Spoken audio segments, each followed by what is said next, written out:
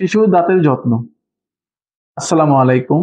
আমি doctor Mohammad Ashrafur Rahman, Faraji dental and research centre Uttara শাখায় medical officer হিসেবে কর্মরত আছি। দন্তক্ষয় বাচ্চাদের দীর্ঘস্থায়ী রোগের একটি অন্যতম প্রধান কারণ। অনেকেই মনে করেন বাচ্চাদের দুধ দাঁতের যত্নের তেমন কোনো প্রয়োজন নেই, কেননা এগুলো একসময় পড়ে যাবে এবং সেখানে নতুন করে দাঁত আসবে। এগুলো একেবারেই ভুল ধারণা।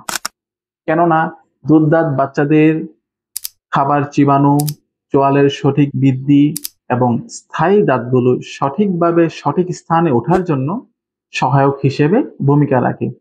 এছাড়াও সঠিকভাবে শব্দ উচ্চারণ, সুন্দর হাসি ও চেহারার জন্য দুধ দাঁতের গুরুত্ব অপরিসীম। তাহলে এক্ষেত্রে আমাদের করণীয় কি? আমাদের প্রতিটা বাবা মায়েরই করণীয় হচ্ছে ৬ মাস বয়স থেকে নরম পাতলা কাপড় দিয়ে শিশুর মাড়ি ২ বার করে পরিষ্কার করা, বাচ্চার দাঁত ওঠার পর ২ বার করে দাঁত পরিষ্কার করা।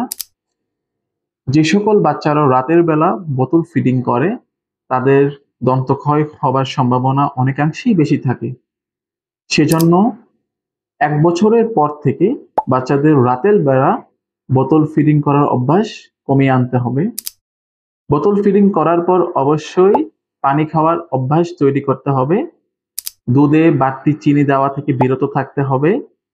ঘরের তৈরি খাবার, সবুজ শাকসবজি, ফলমূল খাওয়ার অভ্যাস তৈরি করতে হবে এবং চকলেট, চুইং গাম বা স্ন্যাক্স জাতীয় খাবার যা আমাদের খুব বেশি পছন্দ, এগুলো খাবার পর অবশ্যই মুখ কুলি করে পরিষ্কার রাখতে হবে।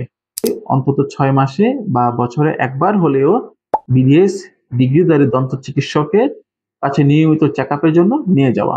এর ফলে বাচ্চার দন্ত চিকিৎসার প্রতি ভয় কমে আসবে এবং ডাক্তারের সাথে একটি বন্ধুত্বপূর্ণ সম্পর্ক গড়ে উঠবে।